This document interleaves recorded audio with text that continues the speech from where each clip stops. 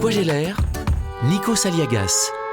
Pour revenir à Brel, moi je l'ai vu à travers une cabine de projection du cinéma Rialto à Casablanca, mais je n'avais pas d'argent pour me payer le concert.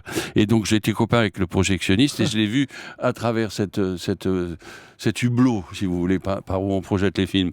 Et après on s'est précipité à la sortie de secours pour essayer de le voir, mais on était dans le noir, c'était loin du théâtre et il nous est passé sous le nez, sous quand on le voit. J'étais avec un copain, zut, il était passé, il était parti.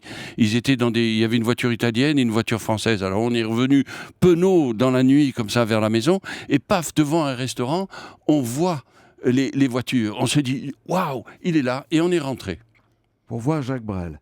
Pour avoir un autographe. Ouais. À 15 ans, quoi. Et j'ai pris ma première leçon, c'est que j'ai ouvert la porte, le gars m'a dit « Quoi, qu'est-ce que c'est ?» Non, on vient voir monsieur Brel pour un autographe, et il y avait une table, évidemment c'était vide, il était tard, ils étaient restés ouverts pour lui, il y avait une table avec peut-être une douzaine de personnes, et quand on rentre, on quitte le gars, il va, allez-y, il est là-bas, Brel finissait de parler, normalement, et tout le monde a ri. Oh, c'est formidable.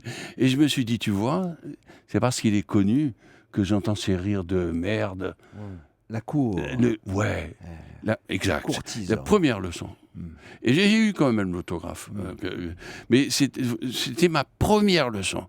C'est ce qui vous arrive lorsque vous devenez connu. Quand vous n'êtes pas connu, personne ne vous écoute. Vous faites un film qui a du succès, vous devenez connu. Dès que vous ouvrez la bouche pour dire n'importe quoi, tout le monde fait « Ah oui, c'est magnifique, mais bien sûr, évidemment. » Voilà. Et c'est là qu'on devient fou, qu'on commence à faire n'importe quoi, parce qu'on croit au regard de l'autre. Ouais. De quoi j'ai l'air ? De quoi j'ai l'air ? Sur Europe 1.